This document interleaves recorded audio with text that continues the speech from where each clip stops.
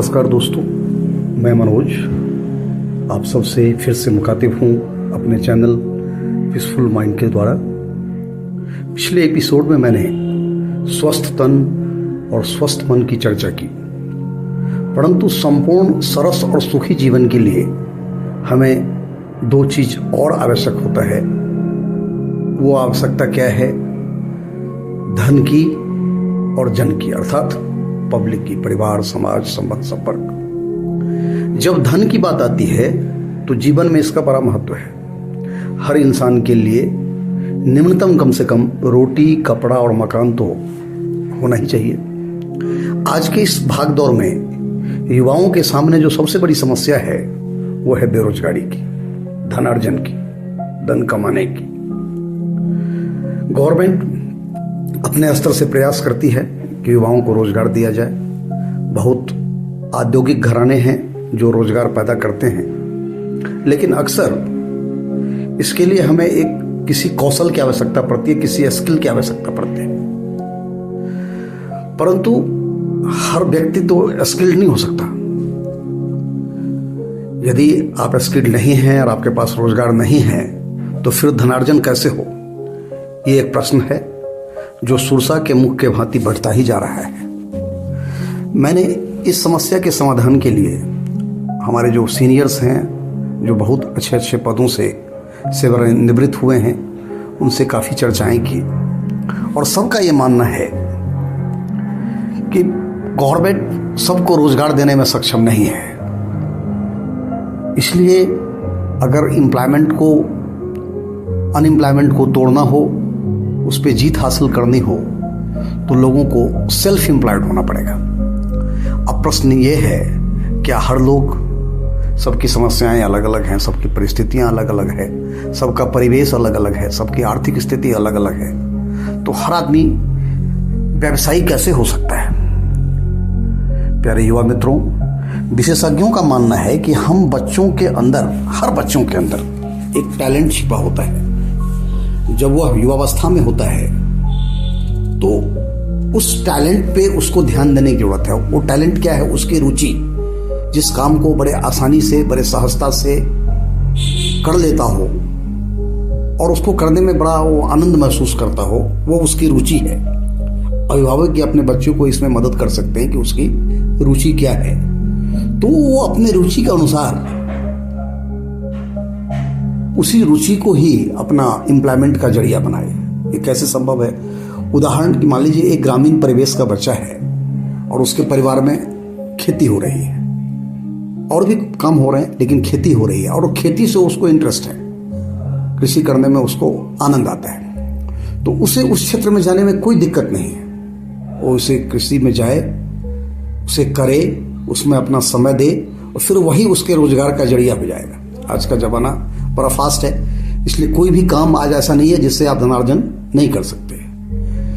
महसूस कीजिए कि कोई बच्चा बहुत अच्छा खेल में बहुत अच्छा है, कोई संगीत में बहुत अच्छा है, कोई पेंटिंग करने में बहुत अच्छा है, कोई किसी को कन्विंस करने में बहुत अच्छा है। तो सब बच्चों का जो कला है, कोई ट्यूशन पढ़ा सकता है, कोई मार्केटिंग कर सकता है।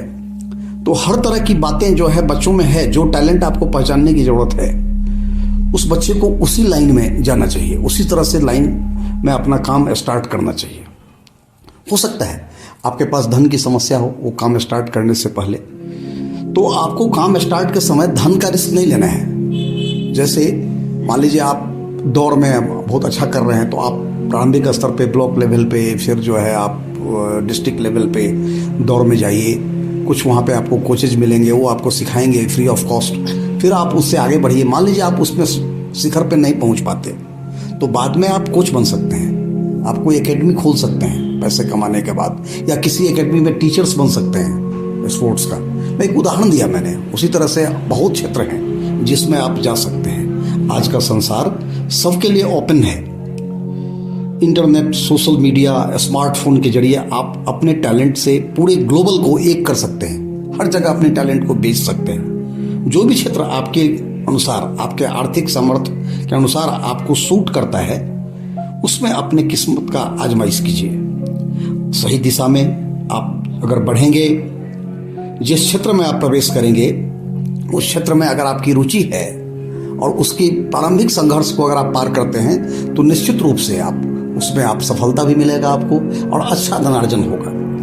आज कृषि के क्षेत्र से ही ढेर सारे क्षेत्र हैं जिसमें युवाएं नहीं जाना चाहते, लेकिन उसमें अच्छा खासा पैसा है। एक कृषि से ही समझिए कितना चीज़ जुड़ा हुआ है। कृषि है, पशुपालन है, उसमें फसलों की संरक्षण की व्यवस्था है, फसलों को आगे सेल करने की व्यवस्था है, उसी फलों की संरक्षण की व्यवस्था है, उसको आगे ई कॉमर्स के माध्यम से आगे आप मार्केटिंग करने की।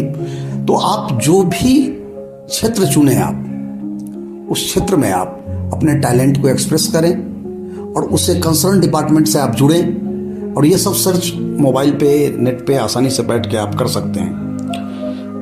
कहीं बिल्डिंग बन रहा है, किसी को बिल्डिंग बनाने में इंटरेस्ट है, किसी को उसके मटेरियल्स वगैरह को सेल करने में इंटरेस्ट है, किसी को उसमें लेबर कॉन्ट्रैक्ट्स लेने में इंटरेस्ट है, किसी को उसके साथ लेबर जुटाने में इंटरेस्ट है। तो हर तरह का काम आप एक ही छोटी चीज़ से आप बहुत लोगों को जोड़ सकते हैं और अपनी भी आर्थिक स्थिति सुधार सकते हैं, साथ में अपने आपके साथ जुड़े हुए लोगों की भी आर्थिक स्थिति को सुधार सकते हैं। इसलिए अगर अनएम्प्लॉयमेंट को जीतना है तो आपको सेल्फ एम्प्लॉयड होना होगा।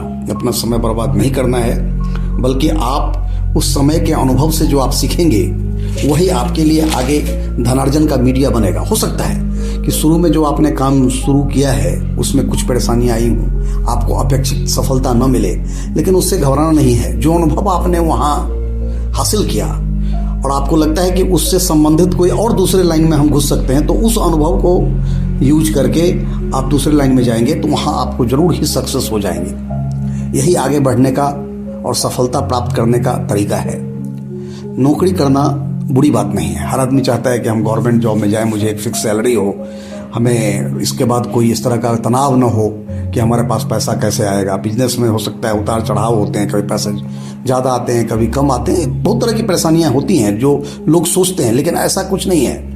एक बार जब आप अपने चॉइस के फील्ड में घुस जाएंगे तो बाद में कुछ दिनों के बाद आप बड़े कंफर्टेबल महसूस करेंगे।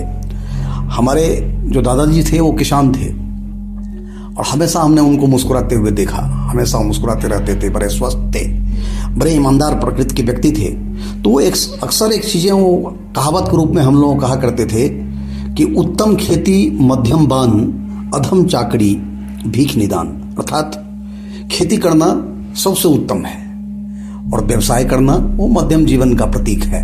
और अगर आप नौकरी करते हैं, इसे अन्यथा नहीं लीजिए, तो वो कहते थे कि नौकरी करना मतलब भीख मांगना। इसलिए कहते हैं ना गवर्नमेंट सर्विस, मतलब गवर्नमेंट के आप नौकर हो, आप सेवा देते हो।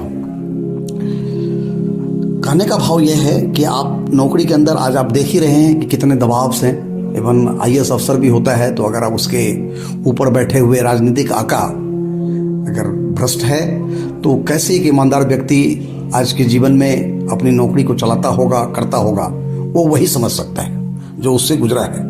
क्योंकि ऐसे बहुत से लोग हैं जो रिटायर हुए हैं इस पोस्ट पे, वो हमारे संपर्क में हैं। जब उनसे बातें होती हैं, उनके अनुभव मुझे सुनने का मौका मिलता है, तब मैं महसूस करता हूँ कि वास्तव में कहने के लिए तो बड़ा लुक्रेटिव जॉब है, वो बड़ी हाईएस्ट ऑथोरिटी है, लेकिन अगर ऊपर बैठा व्यक्ति अगर सही नहीं है तो भी वहाँ पे जाने के बाद भी आपके ऊपर ढेर सारा दबाव होता है। तो कहने का भाव यह है कि अगर आप अपने पैसे कमाने का जरिया आप स्वयं हैं, आपका टैलेंट है, आपकी रुचि है, आपका चॉइस है, अगर आप उसको इम्प्लीमेंट करते हैं, शुरू में कुछ दिन लगेगा, लेकिन आप बेरोजगारी को जीत सकते हैं। अपने कार्य में मस्त होकर, कोई भी काम बड़ा या छोटा नहीं हो सकता, और जिस काम को आपने शुरू किया है उसमें आप 100% दीजिए, आप अपने अनुसार उसमें जरूर सफल होंगे और जीवन का आपका जो है सही आनंद आप उसमें ले पाएंगे। आप मालिक हैं, मालिक बनकर रहिए। भारत का हर युवा मालिक है और वो मालिक बन के रहे, यही हमारी चाहत है। स्वामी विवेकानंद जी ने अपने युवाओं के लिए कहा था, arise awake and stop not till the goal is reached. अर्थात उठिए, जागिए और तब तक मत रुकिए जब तक कि आपका लक्ष्य आपको नहीं मिल जाता। ये मेरे निजी विचार थे। हम समझते हैं इससे आपको अगर फायदा होता है तो मेरा ये प्रयास आपके रोजगार के लिए, आपके धन में वृद्धि के लिए, आपको एक सफल जीवन देने के लिए अगर सही है तो मेरा ये मकसद सही हो जाएगा। इन्हीं सब शब्दों के साथ मैं आपसे विदा लेता हूँ। फिर मिलेंगे, तब तक के लिए आप सभी स्वस्थ रहिए, मस्त रहिए, मुस्कुराते रहिए। नमस्कार।